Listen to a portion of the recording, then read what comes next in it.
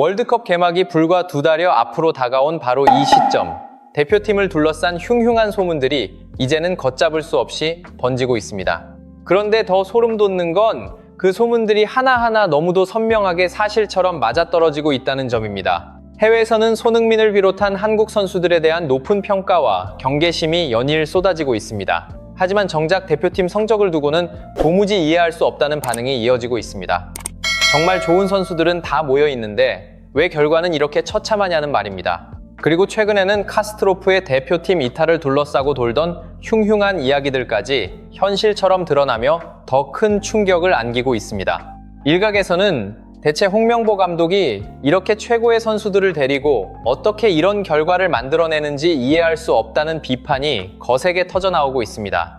오늘은 그 한가운데 서 있는 홍명보 감독, 그리고 카스트로프 사태의 진실을 정면으로 짚어보겠습니다. 최근 남미 매체 올레가 선정한 2026 북중미 월드컵 A조 통합 베스트 11에 한국 축구의 3대장 손흥민, 이강인, 김민재가 당당히 이름을 올렸습니다. LAFC의 손흥민은 왼쪽 측면 공격수, PSG의 이강인은 중앙 공격형 미드필더, 그리고 바이에른 미넨의 김민재는 센터백 자리를 꿰찼습니다. 여기서 끝이 아닙니다. 황희찬, 오현규 같은 유럽 무대에서 뛰는 쟁쟁한 선수들까지 포진해 있습니다. 피파 랭킹 25위, 지금 한국이 보유한 전력은 역대 최고 수준이라는 평가까지 받고 있습니다. 그러니까 선수 구성만 놓고 보면 솔직히 말해 기대를 안 하는 게 더 이상한 상황입니다. 그런데 정말 기가 막힌 건 바로 이 최고의 선수들을 데리고도 홍명보 감독이 보여주고 있는 것은 처참함 그 자체라는 점입니다. 3월 유럽 원정평가전, 코트디부아르의 0대4 참패, 오스트리아의 0대1 패배, 2연패, 무득점.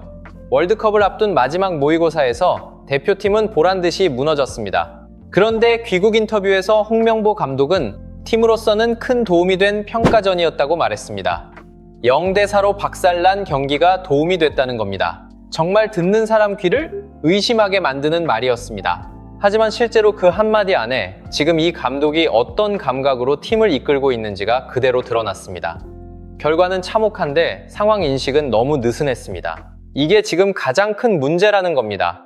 영국의 권위지 가디언은 48개 월드컵 참가국 가운데 한국을 44위로 평가했습니다. 거의 최하위권입니다. 심지어 최약체로 꼽히는 남아공 현지 언론조차 한국은 승점 3점을 노려볼 수 있는 상대라고 했습니다. 이게 지금 홍명보가 국제사회에서 받고 있는 냉정한 성적표입니다. 해외는 한국 선수 개인의 이름값을 무서워하면서도 팀으로 묶인 한국 대표팀에 대해서는 전혀 다른 평가를 내리고 있는 것입니다. 선수는 좋은데 팀은 약하다. 진짜 뼈아픈 말입니다. 정말 자존심 상하는 이야기지만 지금 흐름만 보면 반박하기도 어렵습니다. 홍명보 감독이 고집하는 3백도 문제의 중심에 있습니다. 대표팀 선수들 대부분이 소속팀에서는 거의 쓰지 않는 이미 유행이 지나버린 전형을 끝까지 밀어붙이고 있기 때문입니다. 코트디부아르전에서 그 3백의 측면이 얼마나 처참하게 무너졌는지는 온 국민이 똑똑히 봤습니다. 특히 하이드레이션 브레이크, 그 짧은 3분 동안 코트디부아르는 전술을 수정하고 한국의 수비 패턴을 정확히 파악해버렸습니다. 그리고 경기 흐름은 완전히 뒤집혔습니다. 하지만 반대로 홍명보 감독은 그 시간에도 제대로 된 지시를 내리지 못했다는 증언까지 나왔습니다. 이건 단순히 한 경기의 실수가 아닙니다.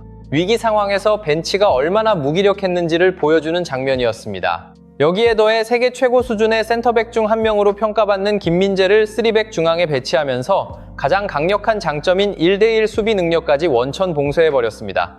김민재의 강점은 넓은 공간을 커버하면서 상대를 정면으로 제압하는 데 있는데 지금 시스템은 오히려 그 무기를 죽이고 있다는 말이 나옵니다. 손흥민 역시 공식전 10경기 연속 무득점에 그치며 결정력 부재에 시달렸습니다.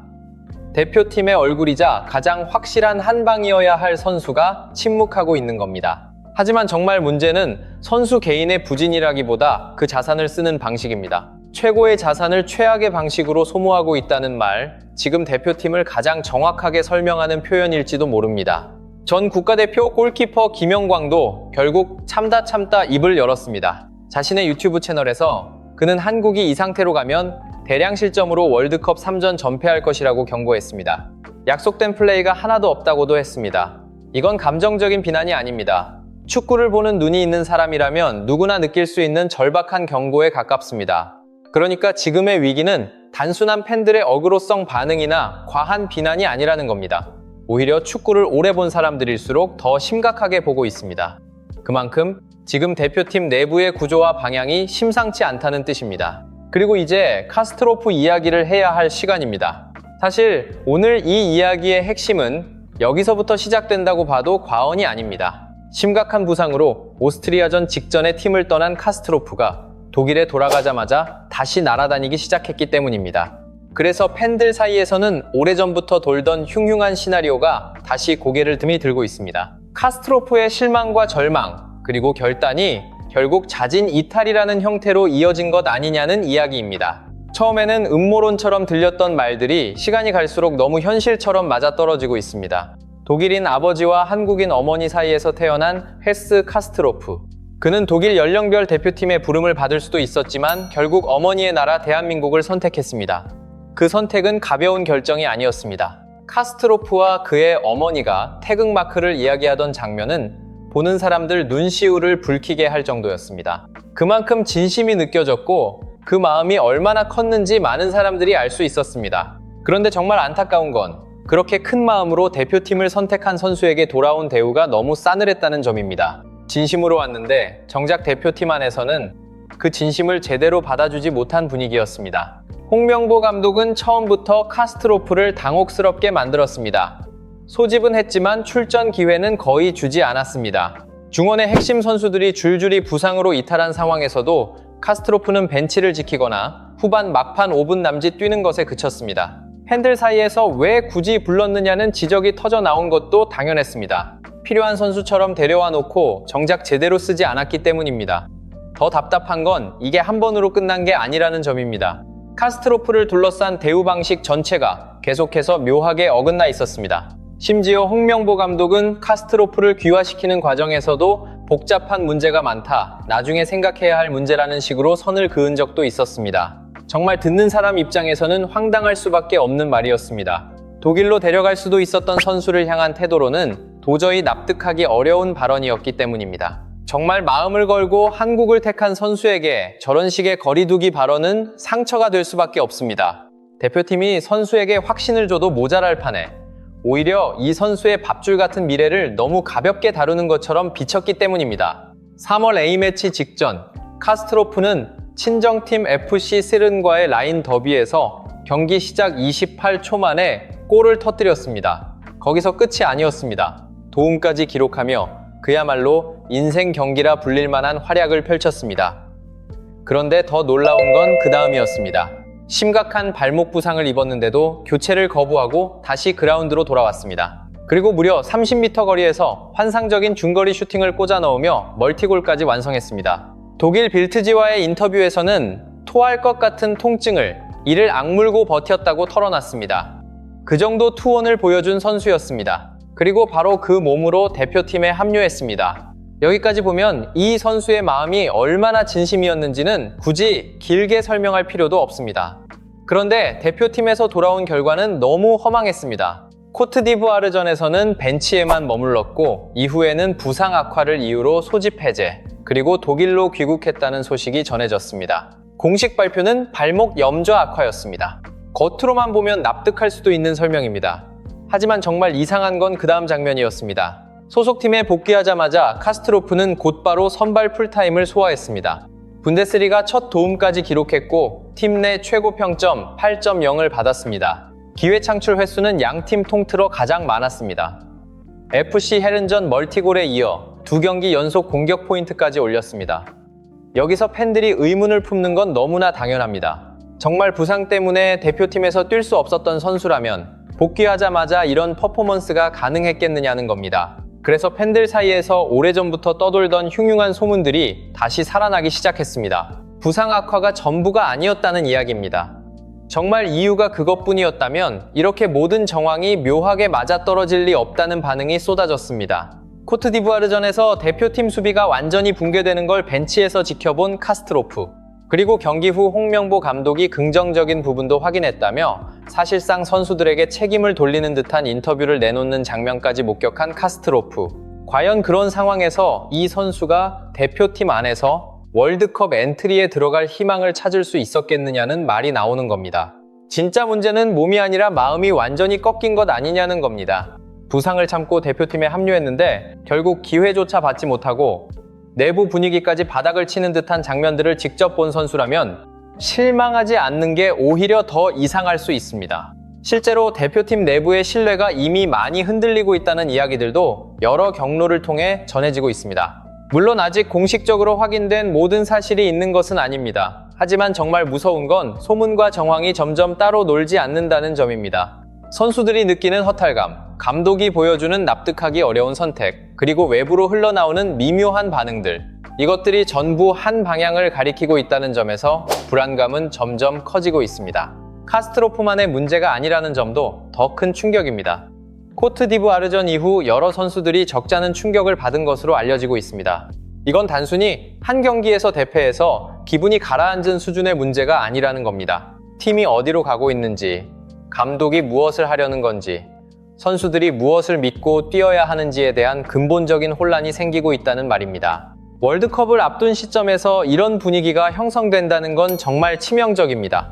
월드컵은 실험하는 무대가 아닙니다. 확신과 신뢰가 있어야 버틸 수 있는 전쟁 같은 무대입니다. 그런데 지금 대표팀에서는 그 기본이 흔들리고 있다는 우려가 커지고 있습니다. 여기에 인맥 축구 논란도 다시 고개를 들고 있습니다. 과거 브라질 월드컵 당시에도 홍명보 감독은 국내파와 해외파의 갈등 속에서 해외파만으로 대표팀을 꾸린다는 극단적 선택을 했다는 비판을 받은 적이 있습니다.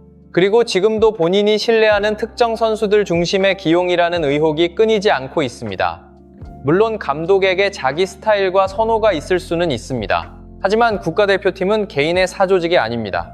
결과가 안 나오는 상황에서 특정 선수들만 계속 밀어주는 듯한 인상이 반복되면 그 순간부터 선수단 내부 분위기는 금방 흔들릴 수밖에 없습니다. 진짜 무서운 건 패배보다 불공정하다는 인식입니다. 그게 한번 퍼지면 팀은 순식간에 무너집니다.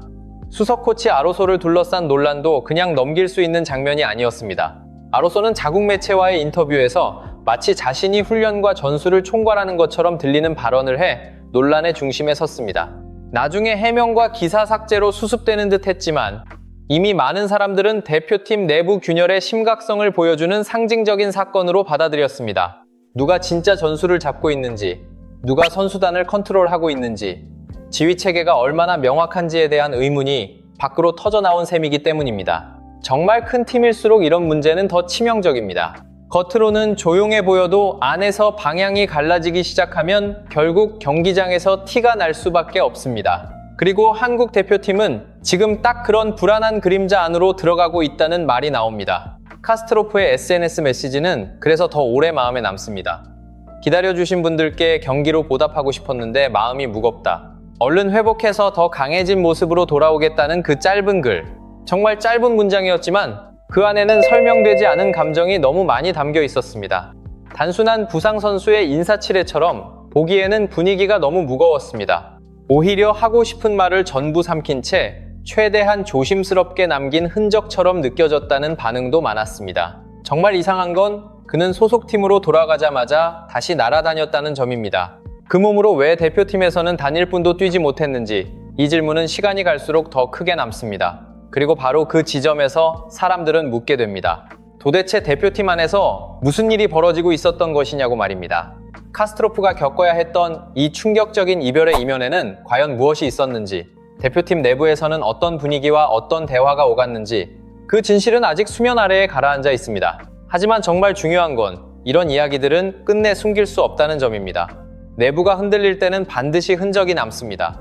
그리고 시간이 지나면 그 흔적들은 결국 하나의 진실로 연결되기 마련입니다. 지금은 다들 조심스럽게 말하고 있지만 진실은 언젠가 반드시 모습을 드러냅니다. 그리고 그때가 되면 누가 어떤 선택을 했고 누가 어떤 책임을 져야 하는지도 훨씬 선명하게 보이게 될 것입니다. 지금 한국 대표팀에는 세계적인 선수들이 있습니다. 손흥민, 이강인, 김민재, 황희찬, 오현규, 그리고 카스트로프까지 이름만 놓고 봐도 역대 최고 자원이라는 말이 전혀 과장이 아닙니다. 해외 빅리그에서 검증된 선수들, 큰 무대 경험을 가진 선수들, 한 경기 흐름을 혼자 바꿀 수 있는 선수들이 이렇게 모여 있습니다. 정말 냉정하게 봐도 이 정도 전력을 갖춘 대표팀이면 적어도 희망은 보여야 맞습니다. 그런데 지금 현실은 정반대입니다. 이 최고의 자원들을 가지고도 남아공에게조차 승점을 헌납할 수 있다는 말이 나오는 상황까지 왔습니다. 이건 단순한 부진이 아닙니다. 잘못된 방향으로 팀이 끌려가고 있다는 아주 위험한 신호입니다. 가디언이 48개 참가국 가운데 한국을 44위로 평가한 데에는 분명 이유가 있습니다. 괜히 한국 축구를 깎아내리려고 그런 순위를 매긴 게 아닙니다. 좋은 선수들이 많다는 걸 모르지 않으면서도 팀 전체의 완성도와 운영 능력, 경기력 흐름을 종합해 그런 모욕적인 평가를 내린 것입니다. 더 뼈아픈 건 그 평가가 지금 상황과 너무 잘 맞아떨어진다는 점입니다. 선수 개개인의 클래스는 분명히 높습니다. 하지만 대표팀이라는 한 덩어리로 묶였을 때는 그 힘이 전혀 살아나지 못하고 있습니다. 아니, 정말 솔직히 말하면 살아나지 못하는 수준이 아니라 오히려 서로의 장점까지 깎아먹고 있습니다. 그게 지금 홍명보호가 보여주고 있는 가장 치명적인 문제입니다. 최고의 선수를 데려다가 최악의 결과를 만드는 것. 정말 이보다 더 잔인한 아이러니가 또 있을까요? 축구는 결국 감독이 선수의 장점을 얼마나 끌어내느냐의 싸움인데 지금 대표팀에서는 정반대의 일이 벌어지고 있습니다. 손흥민의 결정력은 묶여있고 김민재의 수비 강점은 죽어있고 이강인의 창의성도 팀 전체의 흐름 속에서 제대로 폭발하지 못하고 있습니다. 여기에 황희찬, 오현규 같은 공격 자원들까지 있어도 팀의 색깔은 보이지 않습니다. 약속된 플레이는 없고 위기 상황에서의 대응은 더더욱 보이지 않습니다. 그러니 팬들 입장에서는 답답함을 넘어서 분노가 쌓일 수밖에 없습니다. 이런 전력으로 왜 이런 축구를 봐야 하느냐는 말이 나오는 것도 너무 당연합니다. 월드컵은 점점 가까워지고 있습니다. 체코전, 멕시코전, 남아공전. 이제는 더 이상 물러설 시간도, 변명할 시간도 많지 않습니다. 어떤 결과가 나오든 그 책임의 무게는 결국 감독에게 돌아갈 수밖에 없습니다. 국가대표팀은 결과로 말하는 자리입니다. 특히 이렇게 좋은 자원을 쥐고도 팀을 망가뜨렸다는 평가를 받는다면 그 책임은 더 무겁습니다. 정말 무서운 건 패배 자체가 아닙니다. 패배보다 더 무서운 건 질 것 같은 팀이 되어버렸다는 인식입니다. 그리고 지금 한국 대표팀은 안타깝게도 그런 불길한 시선 속에 서 있습니다. 경기 시작 전부터 상대가 자신감을 갖고 들어오는 팀, 팬들조차 불안부터 느끼는 팀이 되어버렸다면 그건 이미 심각한 상태입니다. 홍명보 감독은 결국 책임을 져야 합니다. 이 말은 감정적인 비난이 아니라 국가대표 감독이라는 자리의 무게를 말하는 것입니다. 선수를 뽑고 전술을 정하고 분위기를 만들고 결과를 만들어내는 최종 책임자는 감독입니다. 그런데 지금까지 드러난 장면들만 놓고 봐도 홍명보 감독은 그 책임에서 결코 자유로울 수 없습니다.